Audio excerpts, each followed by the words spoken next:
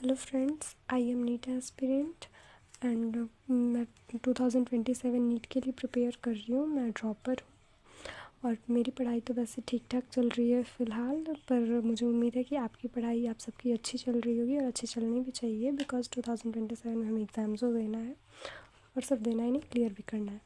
तो आज मैं आप लोगों के साथ शेयर करने वाली हूँ अपने 2 इयर्स के एक्सपीरियंस को, 1 ईयर लाइब्रेरी और 1 ईयर होम, कि क्या बेटर है हमारे लिए, क्या बेटर हो सकता है और क्या मतलब कौन सा चूज़ करना चाहिए आपको भी अपने अकॉर्डिंग। तो मैं बताने वाली थी कि मैंने जब 2026 के लिए मैं इस बार एग्ज़ाम दी थी, मैंने प्रिपेयर किया था, तो मैंने जैसे कि पिछले वीडियो में भी आपको बताया था कि मैंने बैच लेट ज्वाइन किया था।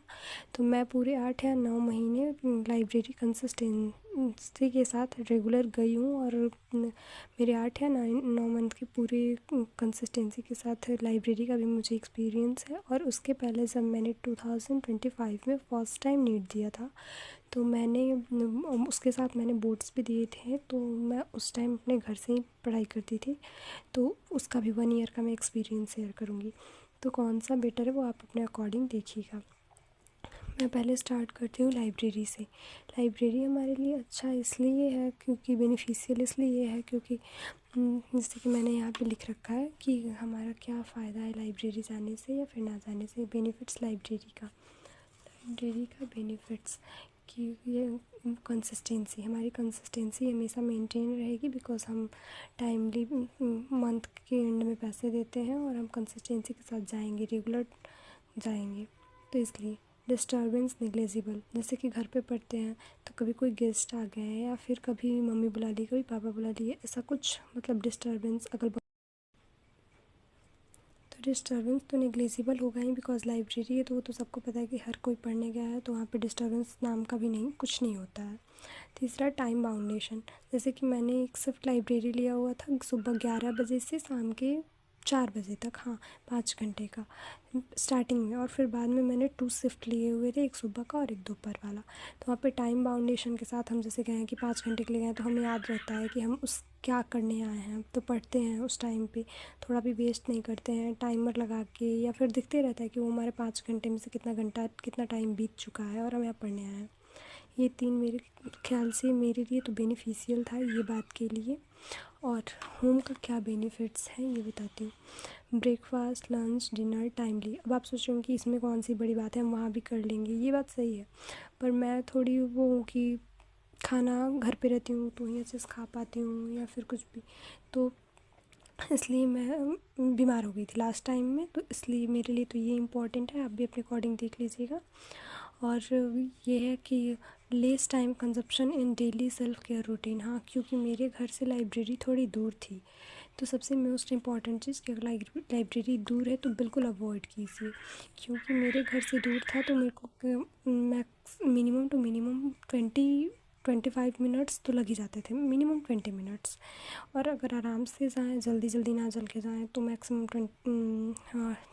25 मिनट्स। और ये नहीं है कि मैं, आप सोचेंगे कि ऑटो क्यों नहीं कर लेती या फिर ई रिक्शा से क्यों नहीं चली जाती, इस रास्ते में नहीं जाता, मेरे घर से लाइब्रेरी वाले रास्ते में नहीं जाता, तो इसलिए यहाँ पे अब जाना है थोड़ा दूर, तो अच्छे से कम रेडी वगैरह होके तो जाएंगे, तो कम से कम इतना तो कि ढंग से बाल झाड़ के, तो ये घर पे अगर बाल ना झाड़े हैं, कुछ नहीं किए हैं, तो भी कर सकते हैं, तो उसके वजह से ये है कि सेल्फ़ केयर करने में टाइम कम। और अब लाइब्रेरी जाने में प्रॉब्लम क्या है। लाइब्रेरी जाने में प्रॉब्लम ये है कि टाइम वेस्टेज, मैंने भी जैसा कि बताया कि मेरे घर से दूर था, तो टाइम वेस्टेज, रेडी होने में, आने में, जाने में, रास्ते में ये टाइम लगना, वो टाइम वेस्टेज हमारा बचेगा, लाइब्रेरी जाने से टाइम वेस्टेज हमारा बचेगा। फिर उसके बाद टायर्डनेस, जाने आने में, घर दूर है तो थकान होती है, तो मैं तो टायर्ड हो जाती थी, तो टायर्डनेस भी बचेगा।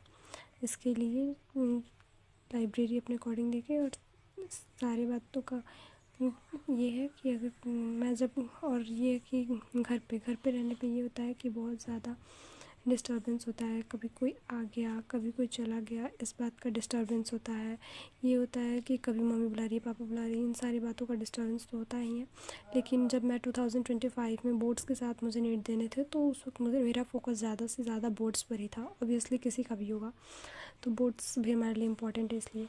तो बोर्ड्स पर था तो ये है कि अंदर से अगर जुनून है कि हाँ मुझे करना है, मुझे करना है, मेरा टाइम वेस्ट नहीं होना चाहिए, मुझे पढ़ना ही पढ़ना है, तो ये हमारा ये है कि हम सुबह टाइम से जग जाते हैं, रात को टाइम से सोते हैं, तो हमसे फॉलो हो पाता है। वैसे सुबह उठना तो मेरे से फॉलो नहीं हो पाता है, बट इस साल मैं ट्राई पूरा कर रही हूँ।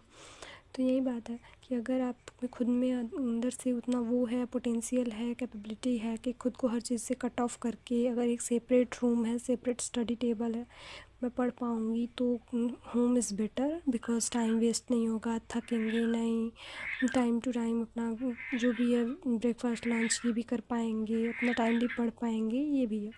पर अगर और लाइब्रेरी अगर घर से दूर है तो बिल्कुल होम ही चूज़ करो, लाइब्रेरी नहीं।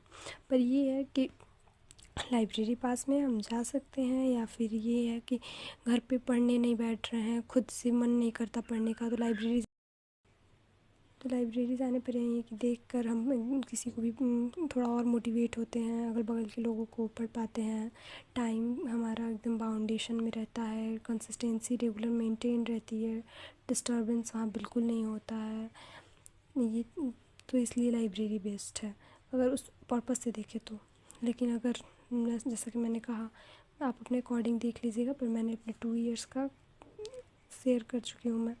और इस बार मैं लाइब्रेरी नहीं ज्वाइन कर रही हूँ क्योंकि सम रीज़न्स, मैं लास्ट टाइम बहुत बीमार पड़ गई थी, तो इसलिए मैंने इस बार लाइब्रेरी ज्वाइन करने का नहीं सोच रखा है, बिकॉज़ मेरे घर से थोड़ा दूर है इसलिए।